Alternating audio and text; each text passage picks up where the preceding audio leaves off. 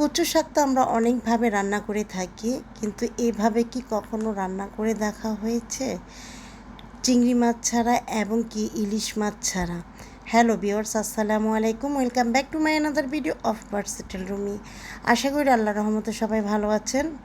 তো চলে যাচ্ছি মূল রেসিপিতে। প্রথমে যা করছি, দুই আটির মতো নিয়েছি কচু শাক। শাকটা আর ডাঁটাটা সহকারে নিয়েছি, তো পরিষ্কার করে ধুয়ে এভাবে নিয়েছি। আর চুলায় একটি প্যান বসিয়ে দিয়েছি, তো প্যানের মধ্যে ধোয়া কচু শাকটি দিয়ে দিচ্ছি। এরপর অ্যাড করে দিচ্ছি 1 মুঠ পরিমাণের মতো কুচানো পেঁয়াজ, ঢাকনাতে ঢেকে দেব। এরপর ঢাকনাটা 5 মিনিট পরে তুলে এখানে অ্যাড করে দিচ্ছি কিছুটা কাঁচামরিচ, 5-6টি মতো। এরপর হাফ চা চামচের মতো লবণ দিয়ে দিচ্ছি, স্বাদ অনুযায়ী অবশ্যই হবে। এরপরে একটু নাড়াচাড়া দিয়ে দিচ্ছি। নাড়াচাড়া দিয়ে দেওয়ার পরে দেখা যাচ্ছে এখানে কিন্তু পানি উঠে নেই, তো আমি এখানে আধা কাপ পরিমাণের মতো পানি অ্যাড করে দিচ্ছি। যেহেতু আমার এই কচু শাকের মধ্যে পানিটা উঠে নেই, সেই জন্য আমি পানি দিয়ে একটু ভালোভাবে সিদ্ধ করে নিচ্ছি। আমার ভিডিওটিতে অবশ্যই লাইক, কমেন্ট, শেয়ার করুন আর সাবস্ক্রাইব করে আমার পাশে থাকুন প্লিজ।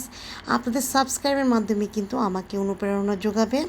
এরপরে দেখা যাচ্ছে আমার কচু শাকটি কিন্তু হয়ে এসেছে। এখন ঢাকনাটা তুলে এইভাবে করে নিচ্ছি। একটু থেতো করে নিতে হবে। থেতো করে নিলে আপনার অনেকটা মানে জুসি হয় আর কি।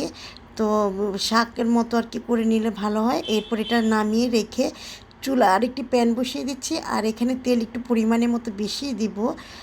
এরপরে 2টি রসুন থেতানো দিয়ে দিচ্ছি।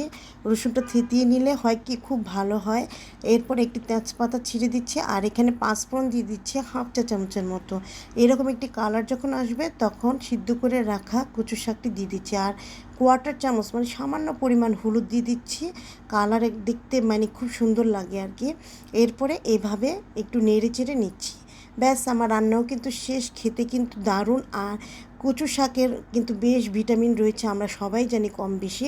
আজ এ পর্যন্ত সবাই ভালো থাকুন, ধন্যবাদ।